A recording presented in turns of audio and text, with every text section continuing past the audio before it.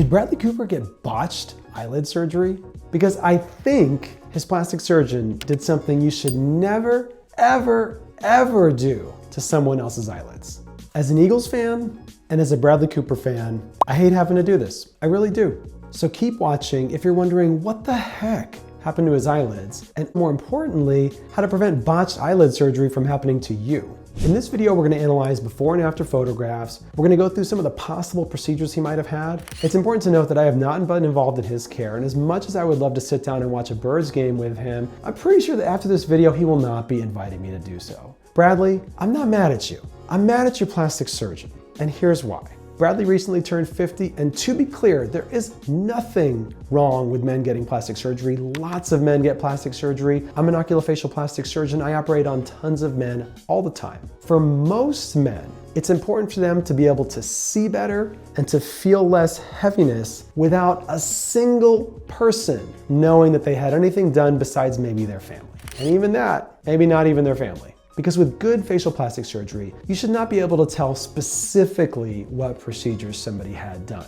You might just notice that they look a little bit more awake, a little bit more refreshed. That's it. So let's focus on an analysis of the periorbital or eyelid area. I'm not going to talk about his lower face because that's been covered elsewhere. Historically, Bradley Cooper has been known for his hooded upper eyelids, which is a distinct feature of his facial appearance. Let's take a look at some older photos, and I want to point out 4 things. Pay attention because these will be very important later on. So number 1, he's got some natural hooding at a young age. If we take a look at this photo, even from 2001, you can already see folds of skin there, and he's in his 20s back in this photo. Spoiler alert, Kenny Rogers also had hooding at a natural age.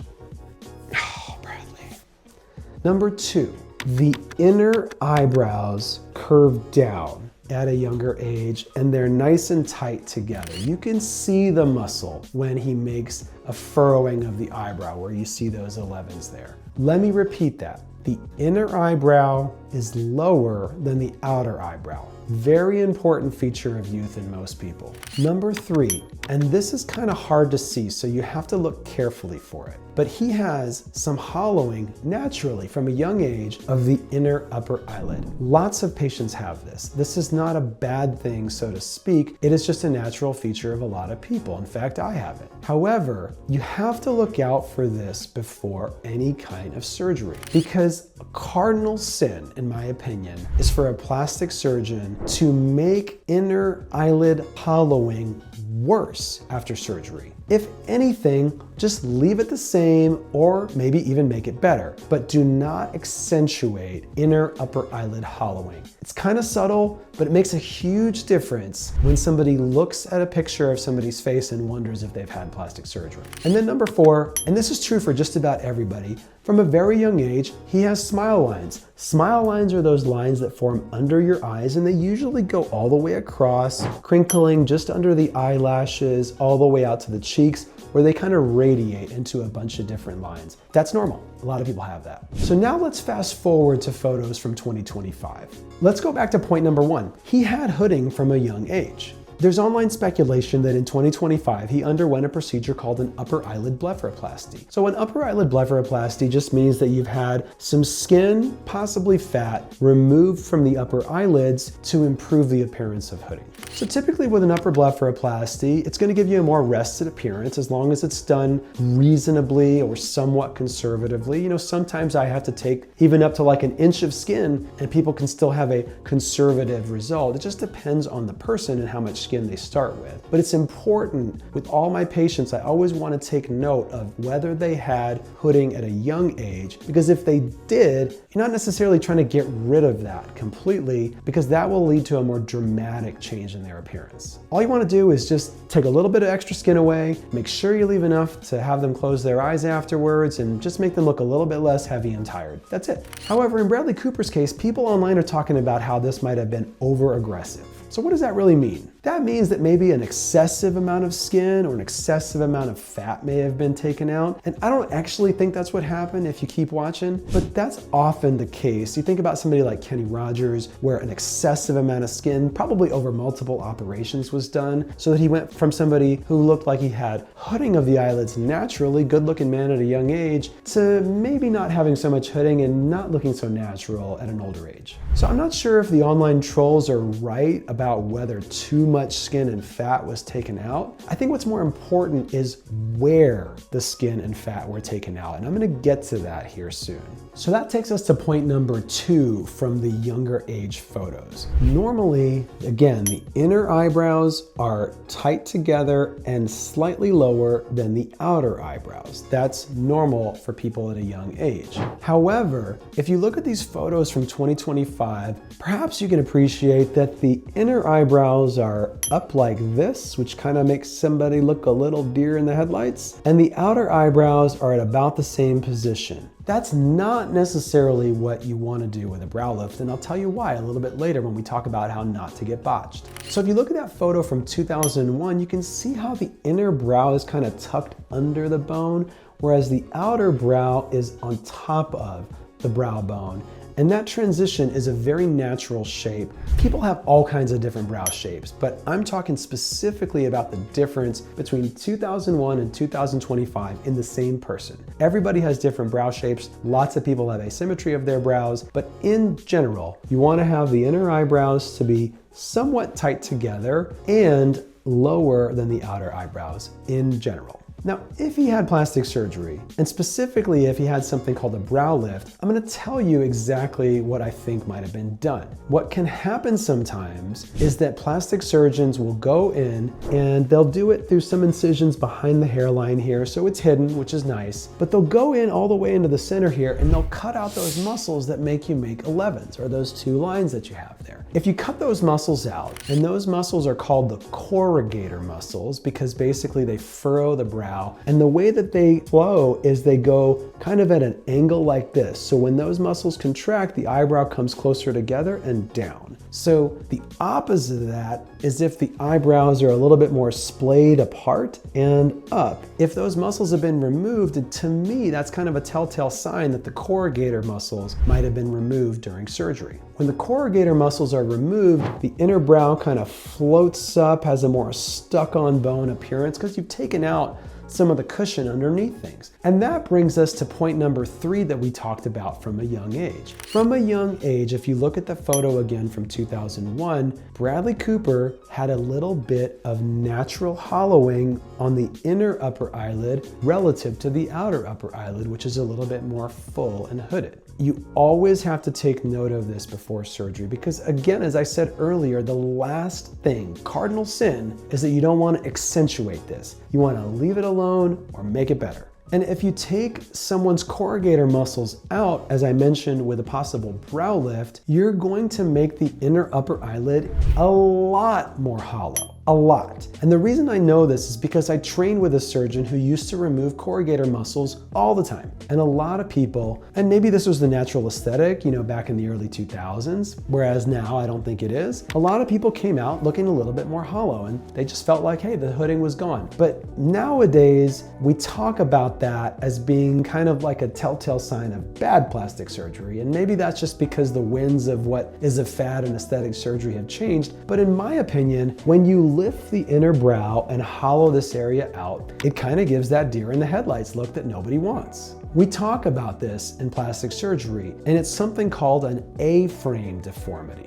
Don't ask me why it's called that. It kind of looks like an A when you kind of trace it out on someone's eyelids if you have it, but when somebody walks into my office and I see that hollowed inner upper eyelid appearance where it's sort of like deer in the headlights, really, really hollow on the inner part, but full on the outer part, they don't really need to tell me that they've had plastic surgery. I usually already know. Lastly, point number 4, Bradley Cooper, from a young age, like a lot of people, had some lines under his eyes when he smiles, and he smiles a lot in these photos you'll see. And those lines usually kind of radiate from the nose all the way out to the cheek into different patterns, and that's not necessarily a bad thing. I tell patients all the time, we're not going to get rid of all the lines under your eyes. Everybody has lines when they smile. It's just a matter of what you want to try to make look a little bit tighter or a little bit better. So if you look at these photos from 2025 and compare them to the photos from before, you can see that it's kind of starkly smooth right here, and then those smile lines kind of pick back up out here. This could be the sign of something called a lower blepharoplasty, and a lower eyelid blepharoplasty is a surgery to remove eye bags or lines or wrinkles under the eyes, and that could be because you remove fat or add fat back in under, or it could be because you're just pinching some skin and removing skin. And he might have had that variation of this procedure, which is called a skin pinch under the eyelids. The second possibility is he could have had a facial laser resurfacing, which can tighten some of those finer wrinkles, but it's not necessarily going to get rid of the smile lines. And I think that looks, in that case, totally reasonable if that's what he had. There's nothing problematic about the way the under eyes look, in my opinion. So back to our original question. Did Bradley Cooper get botched?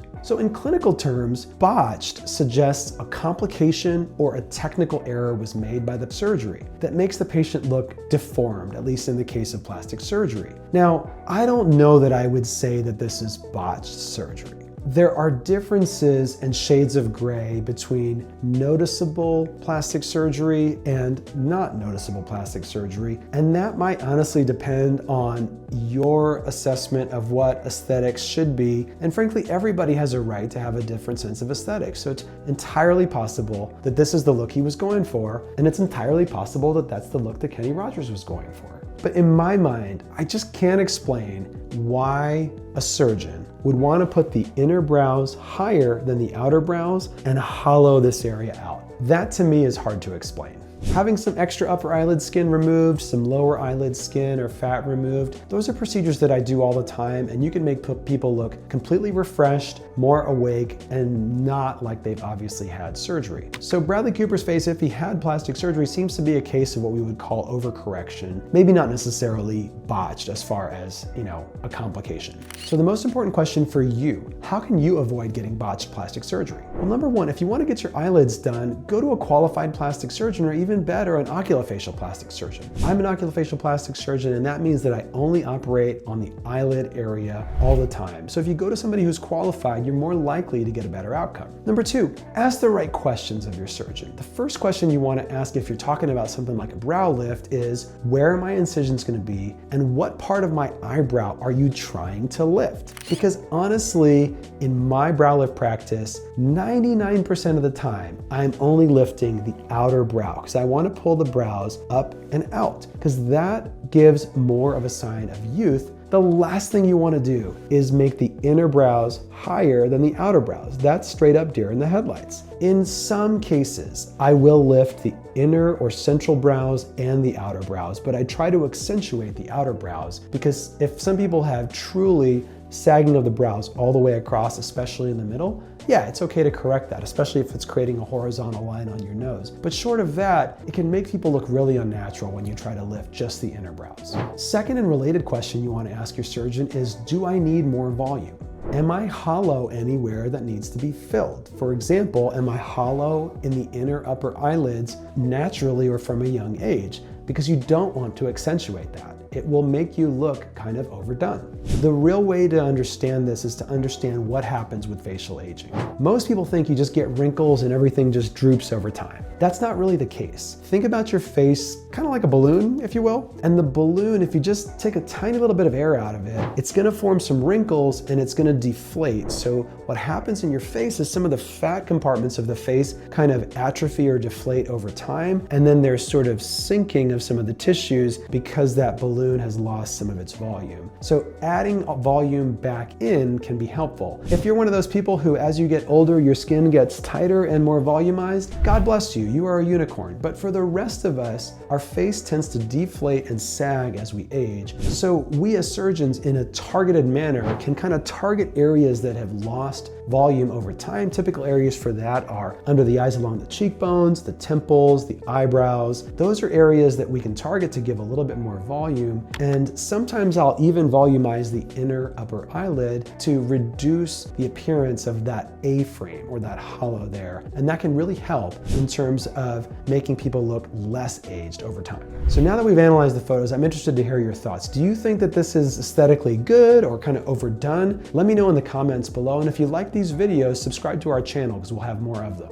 So let's review. What is the difference between good plastic surgery and botched plastic surgery? Good plastic surgery, think awake, refreshed, imperceptible. Botched plastic surgery, noticeable, change in appearance, deer in the headlights. Those are the kinds of things that kind of separate those two categories. The way you get there is by going to a good plastic surgeon who knows the difference between those two things and can avoid the botched kind. Good plastic surgery should give you more facial harmony, restore balance, and take a look at some of the pictures from your youth to try to restore those areas. Botched plastic surgery is just going to cut things out and tighten and pull without really thinking carefully about what needs to be put where. So in my opinion, did Bradley Cooper get botched? I think he got surgery that was done in a way that's not necessarily harmonious with the way his face looked in youth, and it's a starkly different appearance now as compared to the ones we looked at from 24, 25 years ago. Whether you consider that botched is a little bit your opinion. I don't think he necessarily had a complication from his surgery. Of course, I don't know if he had surgery, but just looking at these photos, I'm not happy with the harmony.